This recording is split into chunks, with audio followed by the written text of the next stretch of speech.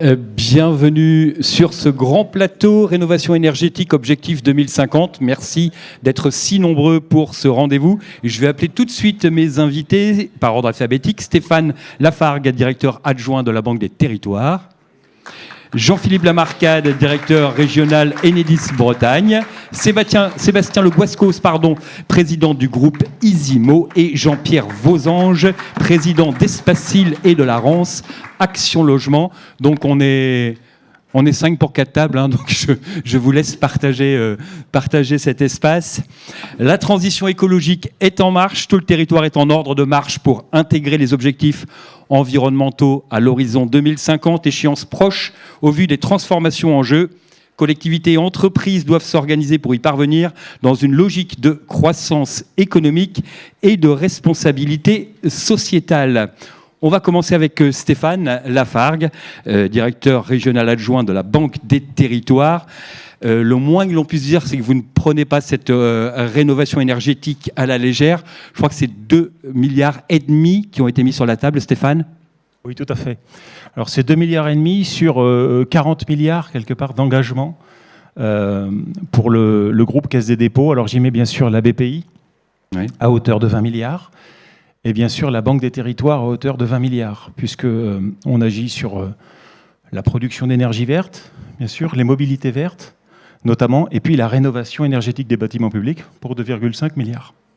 Un gros travail, 500 millions d'euros par an pour les bailleurs sociaux.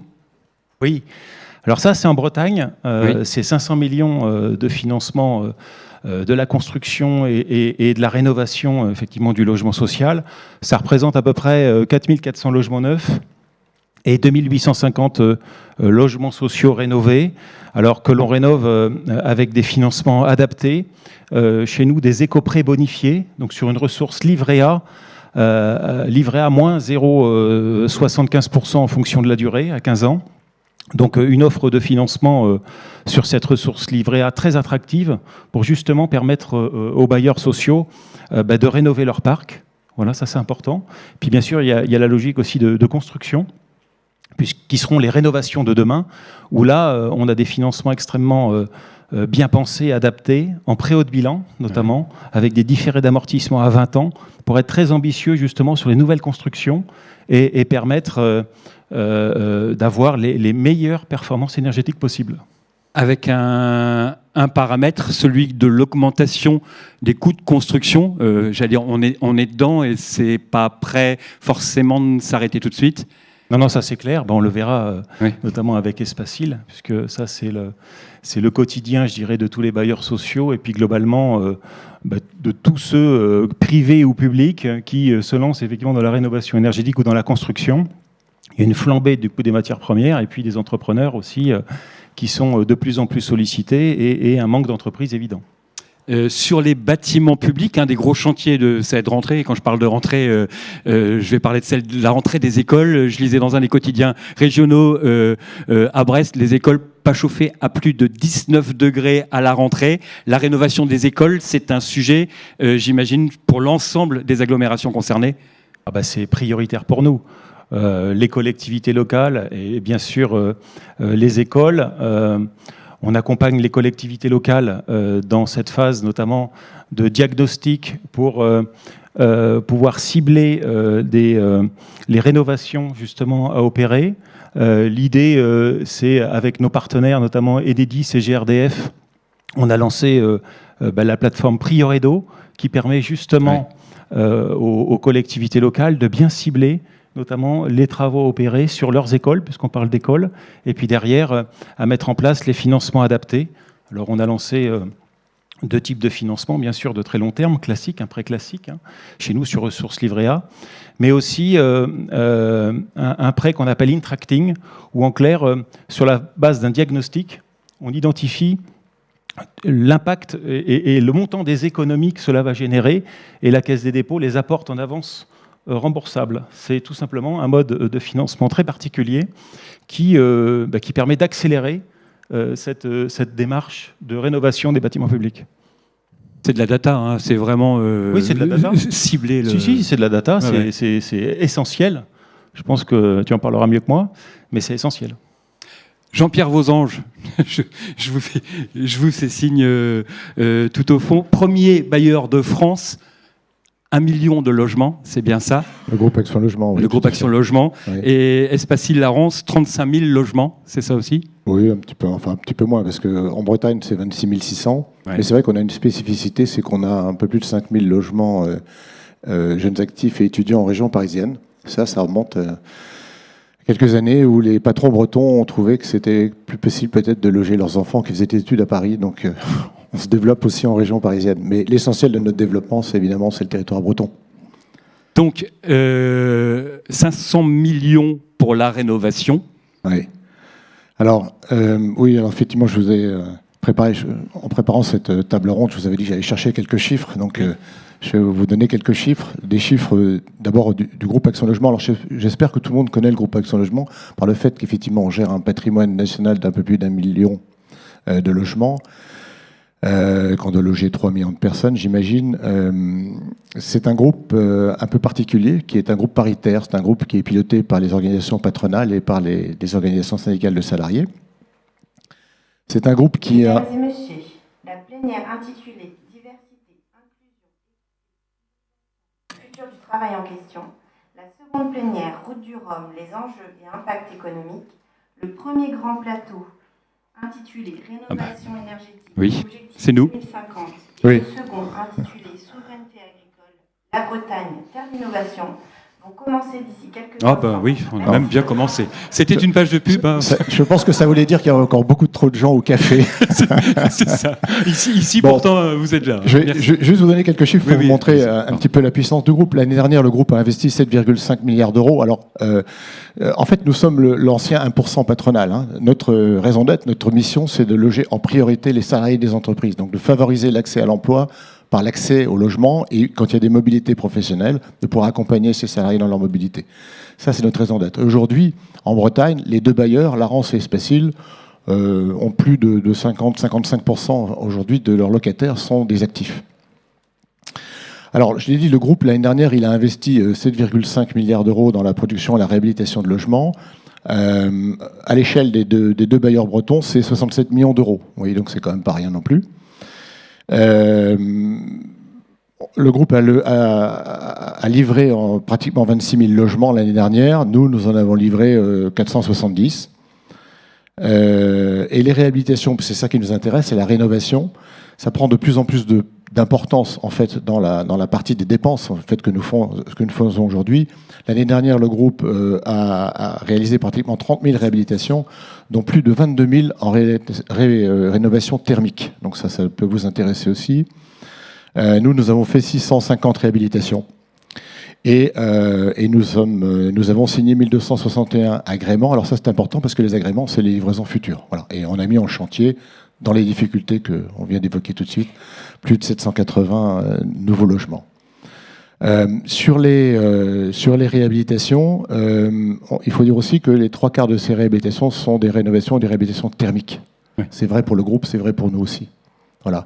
Et dans les 67 millions d'euros qu'investissent les deux bailleurs bretons, en tout cas qu'ils ont investi l'année dernière, un quart en fait va vers de la réhabilitation et de la rénovation. C'est important de le mentionner aussi.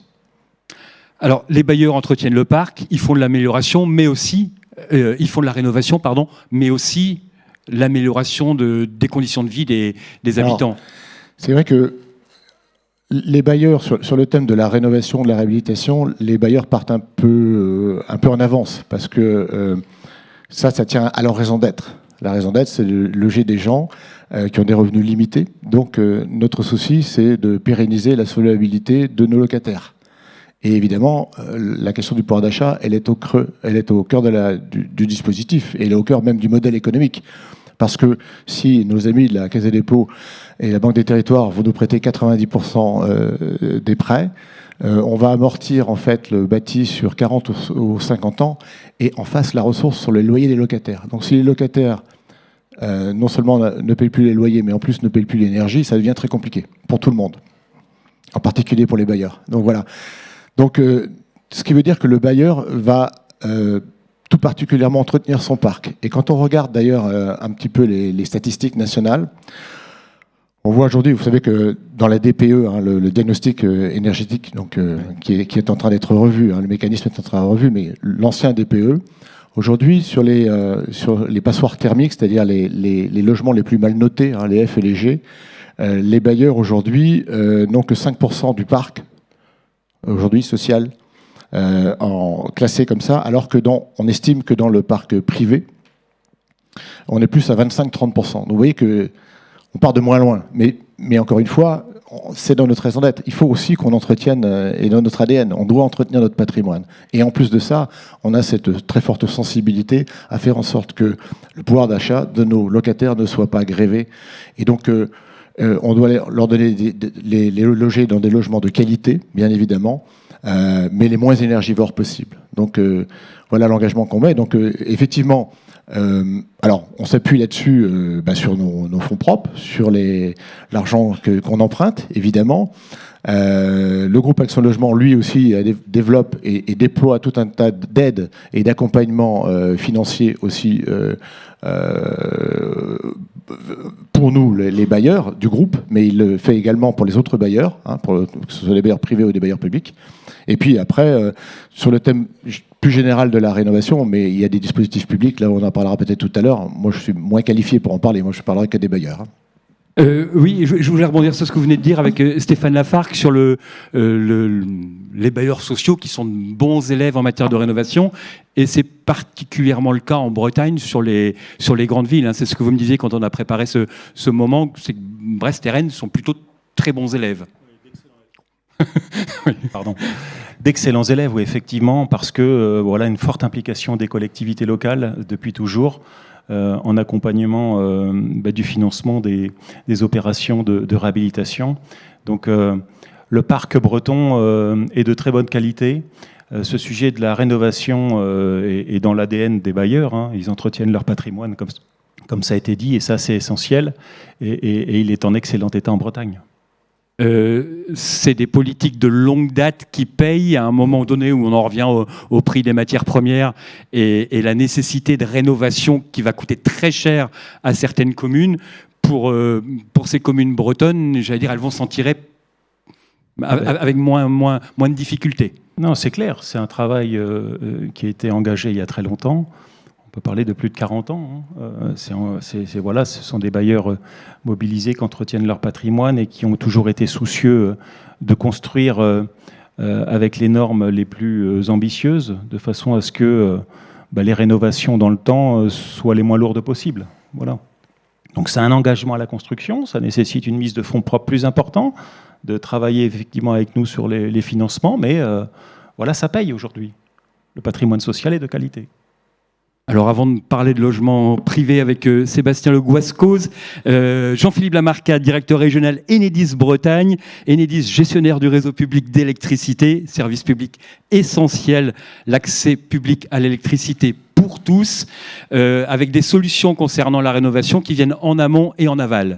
Exactement, alors accès à l'électricité et surtout accès à la donnée, puisqu'en fait le point de départ de la rénovation c'est la donnée, c'est de savoir finalement qu'est-ce que je dois faire, parce que le meilleur moyen de maîtriser sa consommation d'énergie c'est quand même de bien la comprendre, et pour ça on a déployé des compteurs intelligents, des compteurs qui communiquent, 94% des foyers privés bretons sont équipés d'un compteur communicant et 100% des entreprises en Bretagne sont équipées de compteurs qui permettent à des pas de 10 à 30 minutes de collecter une donnée de consommation, de la conserver dans le compteur et puis charge au client de venir la consulter s'il veut la comprendre. Et c'est important parce que je vous avais donné une petite anecdote. La personne est dans la salle donc elle se reconnaîtra. J'ai un collègue qui a une maison secondaire à proximité de la mer ici en Bretagne et puis chaque année il s'est énervé de la consommation électrique de cette résidence secondaire. Et donc, premier acte, on engueule les enfants parce qu'ils prennent des douches trop longues. On s'engueule avec son épouse parce qu'il y a des trucs qui ne vont pas, évidemment. Et puis, on décide finalement de changer le chauffe-eau parce que le chauffe-eau, il doit être vieux, il ne marche pas très bien. Éventuellement, c'est le frigo qui consomme trop. Et puis là, petit indice quand même, je vais aller consulter mes consommations. Et je consulte mes consommations. Et grâce au compteur, en fait, je m'aperçois que ce qui me coûte une blinde, c'est le hors-gel dans ma maison l'hiver. Et donc, en fait, ce qu'il faut que je fasse, c'est pas de changer le chauffe-eau, c'est pas de demander à tout le monde de réduire son temps de douche, quoique avec la pénurie d'eau, il faut aussi, mais c'est plutôt de me lancer dans une rénovation thermique de ma maison. Et donc ça, c'est le point de départ, c'est de la donnée, c'est de bien comprendre. Et c'est ce qu'on a mis aussi en place en partenariat avec la Banque des Territoires, l'outil Priorino dont tu parlais tout à l'heure, c'est de dire finalement, je suis une collectivité locale, je suis un bailleur social, je suis un acteur, j'ai une multiplicité de logements, par où je commence ? Est-ce que je commence par le gymnase? Est-ce que je commence par l'école? Est-ce que je commence par la mairie? Et finalement, cet outil, il permet de venir capter ces données. Il va venir absorber ça, il va le restituer et il va permettre finalement de montrer ce que c'est la thermosensibilité. Aujourd'hui, on a quand même développé tout un tas d'outils avec de l'intelligence artificielle. On a fait beaucoup d'expérimentations, notamment sur la métropole de Rennes, sur croiser des données des données de vie, des données thermiques, des données climatiques avec des données énergétiques. Ça va me permettre de voir la thermosensibilité de ces bâtiments et donc finalement de repérer lesquels sont les plus sensibles à cette variation de température. Et donc, c'est certainement ceux-là sur lesquels il faut commencer en priorité la rénovation. Il y a des outils pour comprendre, parce qu'effectivement, la data, c'est bien. Comprendre les chiffres qu'on nous présente, c'est encore mieux. Vos équipes aident à la compréhension de ces données. Exactement, on a des équipes qui accompagnent l'ensemble de nos clients, l'ensemble des territoires sur la compréhension de cette donnée. Ça reste une donnée, somme toute, assez technique, même si pour la plupart dans la salle, le kilowattheure, ça doit parler, mais quand on fait face à un client qui a 4 locaux d'entreprise, c'est pas forcément quelque chose d'inné chez lui, donc il faut l'aider à comprendre ça. Et puis on développe tout un tas d'outils, on a parlé de Priorino, on a aussi des outils qui ciblent à aider les collectivités locales à identifier également ce qu'on appelle la précarité énergétique. Donc, on en a parlé juste avant. C'est vrai qu'il y a les bailleurs sociaux ont pris le sujet en main il y a déjà très longtemps, et donc le parc public ou le parc des bailleurs sociaux, lui, c'est quelque chose qui a évolué. Par contre, le parc privé, lui, a beaucoup plus de mal à avancer parce que les particuliers ont du mal déjà à s'emparer du sujet et puis peut-être à lever du financement. Et donc, ce qu'on fait, c'est qu'on aide aussi les collectivités locales à identifier les zones de précarité énergétique en croisant les données de revenus avec les données de consommation énergétique et en identifiant tous les secteurs, que ce soit des quartiers, des maisons individuelles, des bâtiments, dans lesquels les résidents consacrent une part substantielle de leurs revenus à leur consommation énergétique. C'est aussi pour aider en fait l'ensemble des acteurs des collectivités locales, que ce soit les agences locales de l'énergie, les points info énergie, pour savoir finalement vers quels clients ils doivent cibler leur offre et quels sont les clients à accompagner en priorité, parce que c'est eux qui seront certainement gagnants de se lancer dans de la rénovation. Les inscrits pour savoir ce qui se passe avec Linky ont doublé, me disiez-vous, ce qui laisse songeur quand on pense au... Plus que doublé, Hervé, parce qu'on doublé. On est passé, juste avant Covid, on était à peu près 2 millions de personnes qui avaient ouvert un espace, alors que ça soit directement auprès du distributeur Enedis, soit auprès de leur fournisseur d'électricité. Et ils étaient 2 millions, et puis on a vu sur les derniers temps là, une explosion, puisque à l'heure à laquelle on parle, on est à 7,5 millions de Français qui ont ouvert un espace pour consulter leurs données énergétiques. Voilà, par rapport à tout ce qu'on a pu entendre au moment de l'installation des premiers compteurs Linky, ça laisse un peu songeur. Exactement, et quand on voit ce qu'on entend pour le passage de l'hiver, nul doute qu'ils seront 15 millions d'ici le 15 décembre. Alors Sébastien Le Guascos, président du groupe Isimo, peut-être un petit piqûre de rappel sur ce qu'est le groupe Isimo, Sébastien. Bonjour à tous. Donc, Isimo est une filiale du Crédit Mutuel Arkea depuis 2017. On est 200 collaborateurs présents sur tout le territoire national et on accompagne les particuliers dans leurs projets d'acquisition de résidence principale ou d'investissement locatif.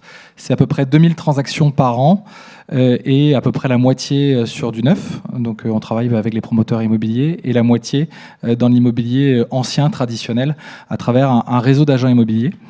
Et c'est vrai que le sujet de la rénovation énergétique, depuis la loi climat et résilience et depuis cet été et depuis bien longtemps, est un sujet majeur qu'on souhaite également adresser à la fois avec Isimo et le Crédit Mutuel Arkea en général. Alors, on l'a dit, les bailleurs sociaux, a priori, sont meilleurs élèves au niveau de la rénovation et que le privé.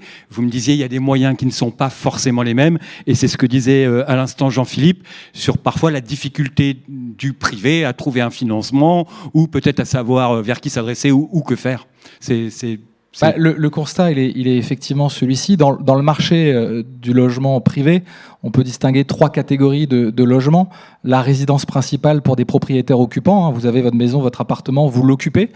Et là, aujourd'hui, vous n'avez pas d'obligation de faire des rénovations énergétiques. Vous n'avez pas de sanctions si vous ne le faites pas. Vous avez les résidences secondaires, qui représentent quand même 30% des passoires énergétiques. On estime à peu près à 5-6 millions le nombre de passoires énergétiques, donc classées FG. Et 30% d'entre elles sont des résidences secondaires. Et là encore, pour l'instant, il n'y a pas de sanction à la rénovation. Il y a une incitation, bien entendu, morale et individuelle à le faire, mais il n'y a pas de sanction réglementaire. Et le troisième catégorie, c'est les bailleurs privés. Donc, c'est des gens qui investissent dans l'immobilier en vue de les mettre en location. Et là, par contre, il y a des incitations réglementaires fortes. C'est-à-dire que vous n'avez plus le droit de revaloriser les loyers pour certaines passoires énergétiques. Et progressivement, vous ne pourrez plus les louer. On se demande donc pourquoi le gouvernement les pouvoirs publics n'ont pas mis la pression sur les 2 autres catégories. L'enjeu majeur, il est principalement l'emploi. C'est-à-dire qu'aujourd'hui, si on mettait la pression sur ces 2 autres catégories, on n'aurait pas les ressources humaines, d'entrepreneurs et la qualification pour le faire. Donc l'enjeu, je pense, majeur, au-delà de la prise de conscience des particuliers, qui est grandissante. Il faut rappeler quand même que le logement, le bâtiment représente 27% des gaz à effet de serre, enfin en tout cas du CO2, et 45% des consommations d'énergie. Donc on est tous conscients que c'est l'enjeu majeur. Mais il faut absolument que l'on organise la filière, qu'on la structure. Et à mon sens, si je devais passer un message aujourd'hui, je pense qu'on est au Forum économique breton, je pense qu'il faut qu'on mette tous le paquet sur l'emploi, sur le recrutement, sur la qualification de ce secteur. Il faut rappeler également que 20% des artisans ont plus de 51 ans, donc il y a un vrai effet de renouvellement également et de redorer ces métiers, de donner envie à des jeunes qualifiés, de donner envie à des secteurs qui sont peut-être en décroissance pour des questions également climatiques, de s'inscrire dans ces emplois. C'est des projets également et des emplois qui sont non délocalisables. Donc je pense que pour la Bretagne et pour la France en général, il faut qu'on mette le paquet sur le sujet. L'ADEME estime à 220 000 personnes qui travaillent dans la rénovation énergétique et il en faudra 500 000 dans 10 ans. Et les 200 000 que je vous ai évoqués sont moyennement qualifiés. Et donc les 300 000 qu'on va devoir embaucher, il faut qu'ils soient super qualifiés. Parce que pour faire des bonnes rénovations énergétiques, il ne suffit pas de changer la fenêtre, il faut plutôt une démarche globale. Et donc, comme on le rappelait tout à l'heure, le sujet du financement du particulier est un vrai sujet. Le sujet des copropriétés est un sujet majeur également. Parce qu'autant les bailleurs sociaux sont très peu en copro, mais les particuliers, ils sont en copro et il faut rénover la toiture, il faut faire l'isolation par l'extérieur. Et aujourd'hui, de la même manière, les copros n'ont pas de sanctions, c'est-à-dire elles ont l'obligation de faire un audit énergétique, mais s'il est négatif, il n'y a pas d'obligation de rénover. Donc il y a un vrai sujet de financement également des copros, comment on trouve des outils pour financer les copropriétés avec des copropriétaires qui n'ont pas les mêmes moyens. Enfin voilà, je pense que l'enjeu sur le particulier est majeur et il y a des belles opportunités de création de business, d'emploi. Donc j'encourage vraiment tous les entrepreneurs de Bretagne à se lancer sur ce marché qui a 10-20 ans devant lui et pour vivre de belles choses. Ce que vous venez de dire, Jean-Pierre Vausan, je l'avais évoqué, vous pouvez prendre le micro, c'était une question c'était pas de votre ressort, non. Mais c'était une question que vous posiez sur les copropriétés et la difficulté parfois à emprunter auprès d'une banque. Oui, absolument. Alors j'ai fait ma petite enquête entre-temps, je l'ai complétée auprès de quelques amis banquiers. D'abord la banque à laquelle j'ai appartenu et pour laquelle j'ai mouillé le maillot pendant 15 ans, le Crédit Agricole, mais j'ai interrogé d'autres banques du territoire et en fait elles sont toutes en train de préparer des réponses. Donc ça va dans le sens que vous venez de dire. Effectivement, il faut que les syndics puissent avoir et les copropriétés puissent avoir accès à ça. J'ai compris que c'était techniquement compliqué. Techniquement, ça veut dire que derrière il y a des chaînes informatiques qu'il faut adapter. Voilà, est-ce que le syndic engage la copropriété? Donc ça passe par une assemblée générale et évidemment, il faut que tout le monde soit d'accord pour faire les travaux et financer sa part. Voilà. Mais les choses sont en train de se préparer et je pense que d'ici la fin de l'année, début de l'année prochaine, on devrait avoir des offres pour les particuliers. Vous me disiez, ça marche quand même. 700 000 logements, je crois, ont été rénovés. C'est ce que vous me disiez l'an dernier. Non, mais moi, je suis hyper enthousiaste sur ce marché.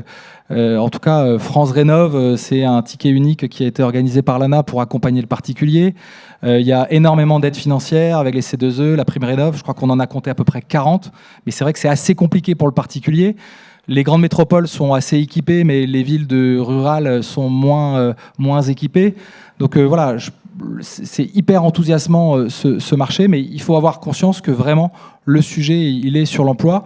Et je pense également au financement. Aujourd'hui, on attache un financement à une personne. Peut-être qu'il faudra qu'on change de mindset également et qu'on arrive à faire porter le financement sur les biens pour que justement les biens ont une certaine valeur. La rénovation énergétique ne peut pas être financée par tous les particuliers. Malgré les aides, la prime Rénov ne finance pas 100% d'une rénovation énergétique. La prime Rénov copro finance 30% d'une copro. Donc il reste quand même 70% à financer. Donc comment on réfléchit ensemble à faire porter peut-être une partie ou la totalité de la rénovation pour certains particuliers sur la valeur du bien et que la dette soit déduite à ce moment-là et que le particulier ne paye que les intérêts. C'est en train d'être mis en œuvre sur certains financements particuliers. Donc je pense qu'il y a les outils sont parmi nous et il faut accélérer sur ce sujet parce que c'est un enjeu capital. Donc formons des artisans. Tout à fait. Un mot avec Stéphane, avec Jean-Philippe, pardon, sur le fait qu'on peut aussi se raccorder à des énergies renouvelables et que j'imagine que, compte tenu de la tendance et de la situation actuelle, ça doit se faire de plus en plus. Oui, je profite déjà de réagir allez-y, sur les propos. Là, oui, l'emploi est un vrai enjeu pour tous et je crois qu'on a un enjeu sur l'attractivité de l'emploi dès le collège.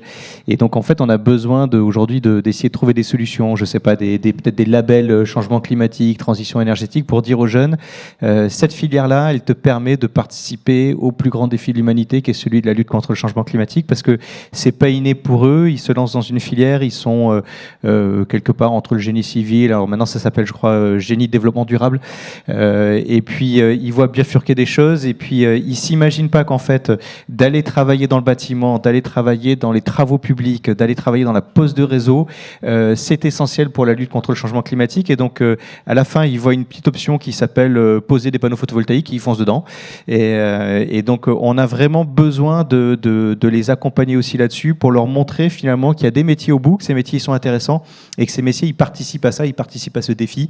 C'est pas juste poser des briques les unes sur les autres ou poser de l'isolant ou dérouler du câble dans une fouille. Non, c'est un vrai enjeu de société. Et puis l'autre aspect de la rénovation dont on a parlé, c'est que je pense que quand on rénove, oui, on rénove pour diminuer l'énergie, mais il faut aussi rénover en ayant en tête qu'il y a des nouveaux usages.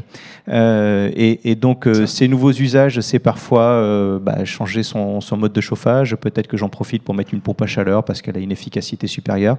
Donc ça va faire de la consommation électrique supérieure. J'ai des nouveaux usages qui émergent. Je rénove un bâtiment collectif. Peut-être que ça vous coûte en même temps. Je me pose la question de savoir si mes résidents ils vont avoir des voitures électriques. Et donc ça veut dire que dans le même temps, quitte à faire la rénovation, est-ce qu'il ne faut pas se lancer dans l'équipement de mon parking avec des prises, parce que demain je vais avoir des gens qui vont aussi changer le moyen de locomotion.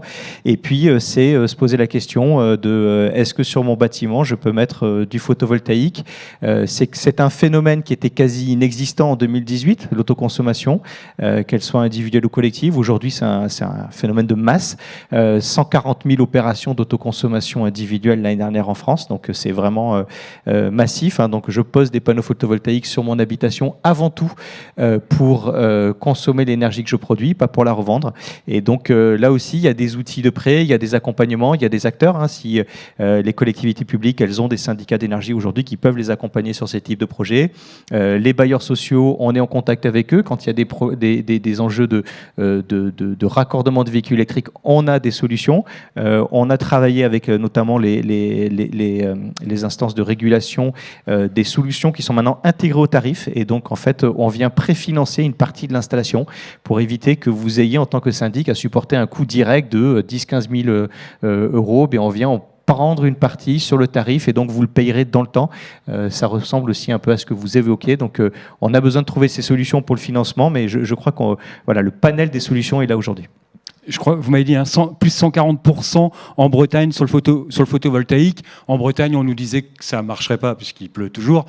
La preuve encore aujourd'hui. L'été 2022 montre le Oui, contraire. oui, en plus. Non, mais plus 140%, c'est un vrai indicateur. C'est un vrai indicateur, ça montre que je pense que la filière photovoltaïque a franchi la Loire, on en a déjà parlé avec certains, et donc oui, il y a un vrai regain d'intérêt, il y a des possibilités aujourd'hui de faire massivement des productions d'énergie renouvelable en Bretagne. Autoconsommation collective également, vous me disiez un quartier, un immeuble, il y a 78 projets qui ont été réalisés, un quartier ensemble qui décide de produire... Exactement. Le premier en France a été fait ici en Bretagne, sur la commune de Pennetin dans le Morbihan. Et aujourd'hui, on a 78 projets réalisés. On doit en avoir à peu près 150 dans les tuyaux. Et donc, en fait, ce sont des collectifs, des sociétés de projets qui se créent pour financer un équipement de photovoltaïque, alors peut-être sur le hangar du gymnase qui est au bout de la rue, et l'électricité qui est produite sur ce hangar, on se la partage entre nous sur des codes-parts prédéfinis, et chacun voit en fait finalement sa consommation énergétique réduite de la part d'électricité qui a été produite sur ce panneau photovoltaïque. Stéphane ? Oui. J'ai entendu parler de syndicats d'énergie et tout à l'heure aussi. Ils sont dans la salle, on peut les saluer. Si on a une question pour eux, on peut leur demander. Et puis d'un secteur privé qui n'est pas forcément organisé. Alors concernant le secteur public local, là, il est très bien organisé. On a parlé effectivement des bailleurs sociaux qui ont dans leur ADN cette logique de rénovation, et puis derrière travaillent aussi à développer, pourquoi pas sur les parkings des ombrières avec des bornes électriques, des panneaux photovoltaïques, enfin voilà, ils sont vraiment en ordre de marche. Et puis bien sûr, sur chacun des territoires et bretons, des syndicats d'énergie qui rassemblent toutes les collectivités locales, qui dispensent du conseil, du diagnostic auprès de petites collectivités qui n'ont pas forcément les ressources. Voilà, on sait ce que c'est que le travail d'un élu local d'une toute petite collectivité. Il a les conseils d'un syndicat d'énergie. Et puis pourquoi pas, peut bénéficier bien sûr de son apport de façon, je dirais, avec une implication directe, en maîtrise d'ouvrage déléguée, notamment en confiant un certain nombre de missions aux syndicats d'énergie, donc ils pourront s'exprimer extrêmement bien sur la question. Et puis des SEM énergie aussi sur les territoires, il y en a une par département breton, qui aussi développe les productions, les solutions de production d'énergie verte, et répondre aux attentes de tout le secteur public local. Voilà, ça c'est important. On parlait avec Sébastien de créer de l'emploi chez les artisans. Je crois que vous-même, vous êtes à 400 recrutements. On aura recruté nous-mêmes chez Enedis cette année une centaine de collaborateurs, et si on inclut l'ensemble de nos partenaires, puisque on confie nos travaux à des entreprises du territoire breton, nos partenaires ont recruté pas loin de 350 personnes, ce qui veut dire que la filière du réseau électrique, elle recrute massivement. On a recruté 450 personnes cette année, on devra en recruter à peu près le même nombre dans les années qui viennent, tous les ans, et donc c'est un véritable défi pour nous, défi de ne pas épuiser les filières technique, parce qu'on est nombreux à vouloir des ressources à l'intérieur, donc il faut attirer encore de nouvelles personnes, et puis il faut qu'on travaille plus profondément, ce qui a été évoqué ce matin en l'ouverture par le président de région, c'est qu'il faut qu'on travaille cette capacité à orienter des gens en reconversion de métier, des gens qui aujourd'hui sont dans des métiers en décroissance ou éloignés de l'emploi, pour les ramener vers nos métiers. On a des lieux de formation, on a de la capacité de formation ici en Bretagne pour les accompagner vers nos métiers. Seule énergie sans carbone et un réseau qui s'adapte, enfin vous mettez les moyens pour qu'il s'adapte, mais perpétuellement. On continue, c'est notre métier. Un mot sur l'action Cœur de Ville, Stéphane, pour redynamiser, ça aussi c'est un chantier, redynamiser les centres-villes, une belle somme sur 5 ans également. Oui, beaucoup d'engagements en Bretagne. Il y a 11 villes Action Cœur de Ville, 11 territoires Action Cœur de Ville, qui se sont tous saisis de ce sujet qui est la transition écologique énergétique. J'évoquais tout à l'heure les productions d'énergie verte, donc qui sont extrêmement bien accompagnées par notamment les SEM énergie. Et puis la question des écoles, qui est au cœur aussi de leurs préoccupations, avec cette volonté de faire en sorte qu'elles soient réhabilitées le mieux possible. Donc beaucoup d'engagements, plus d'1 million d'euros notamment pour aider les élus à réfléchir, et au travers de diagnostics que l'on finance. Voilà, ça c'est des chiffres pour la Bretagne. Donc forte mobilisation des élus et prise de conscience de cet enjeu, qui est l'enjeu finalement du climat. Voilà, pour développer les énergies vertes, les mobilités décarbonées, notamment, et offrir les meilleurs services aux citoyens. Jean-Pierre Vausange, est-ce que je vais vous poser la même question à tous? Est-ce que ce qu'on a vécu là les 2 derniers mois, enfin juillet-août, parce que alors, ceux que j'ai contactés au mois de juillet et puis ceux que j'ai contactés au mois d'août, le discours était plus tout à fait le même, il y avait des choses en plus. Est-ce que ça va être un accélérateur de cette grande tendance parce que la prise de conscience est globale, que on ne peut plus rester sans rien faire, alors, même si on ne faisait pas rien, hein, mais est-ce que là ça va accélérer les choses et dans les têtes et dans les gestes? Alors je fais une réponse en 2 temps. Le président de Bailleurs Social d'un grand groupe va vous dire ce groupe a une ambition environnementale très forte et donc ça fait 3-4 ans qu'on nous demande d'accélérer très significativement. Je ne l'ai pas dit tout à l'heure, mais les quelques passoires thermiques que nous avons là, les F et les G, d'ici fin 2023, ça doit être traité, quoi. Et après, on va s'attaquer aux E. On n'en a pas beaucoup, mais on va essayer de les traiter aussi d'ici 2030. Donc nous, en tant qu'Action Logement, on a déjà cette ambition qu'on se doit de porter sur le territoire. Voilà. Après, le particulier que je suis, j'espère qu'effectivement, ça va sensibiliser nos concitoyens sur le fait qu'effectivement, il faut se bouger. Il faut se bouger. Sébastien, vous qui travaillez plus vers le privé justement, est-ce que, alors vous l'avez dit, va falloir des moyens humains pour arriver à cette rénovation, mais est-ce que vous pensez que ce qu'on vient de vivre là, dans les têtes, même j'allais dire sans obligation légale, il y a peut-être des propriétaires qui vont juste se dire on ne peut plus rester comme ça? Oui, bien sûr, on a tous vécu un été historique, donc tout le monde, je pense, a pris conscience, les comportements ont changé, le discours a changé. Notre président a utilisé pour la première fois le mot sobriété, tout le gouvernement en ordre de marche sur le sujet. Donc on voit bien que dans les élites qui nous gouvernent également, le discours a changé. Donc je pense que oui, on est à un tournant et que les choses vont s'améliorer. Et le temps presse, parce que si on veut respecter les 1,5, c'est déjà un peu trop tard. Si on veut se limiter aux 2 degrés, il faut agir dans les 10 prochaines années et agir fort.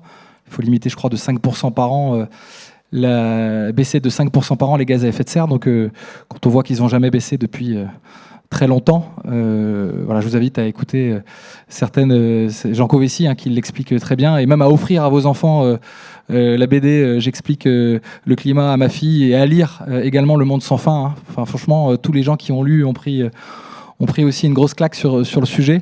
Donc, je pense que oui, les choses bougent. Maintenant, il faut qu'on accélère le pas et qu'on organise la réglementation, les incentives pour les uns et les autres pour que ça aille encore plus vite.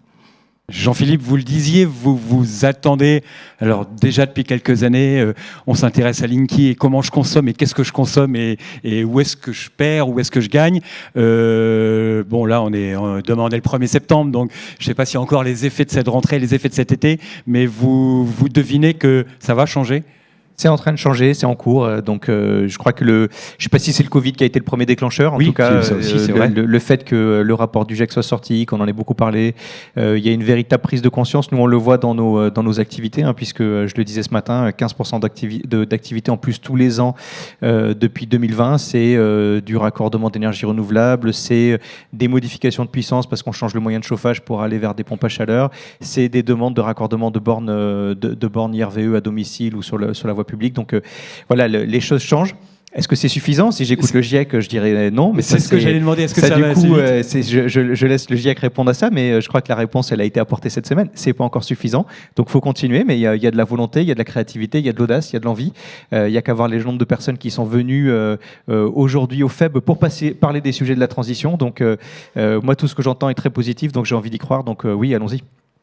Stéphane, même question. Ce qu'on vient de vivre, ça va... Une vraie prise de conscience globale? Là, c'est nécessairement un accélérateur. On a parlé de sobriété énergétique, c'est un vrai sujet. C'est la question du climat. Donc, nécessairement, on est acteur de la sobriété par l'accompagnement que l'on propose à nos partenaires. Voilà, avec tous les moyens et l'ingénierie financière que l'on met en place, ça doit permettre de faciliter les choses. Il y a une dynamique enclenchée en Bretagne, une très bonne dynamique dans ce secteur public local. Donc continuons comme ça. Nous, de toute façon, on est extrêmement mobilisés. On a ce qu'il faut en fonds propres pour vous accompagner. Et donc, n'hésitez pas. Et puis la Bretagne, on l'a dit, bon élève, en tout cas dans votre domaine, les grandes villes sont plutôt bien loties, entre guillemets. Exactement, bien lotis, les territoires bien organisés et une dynamique bien enclenchée. Eh ben, merci à tous les quatre pour ce grand plateau. Je vous demande de les applaudir, bien sûr. Merci à vous.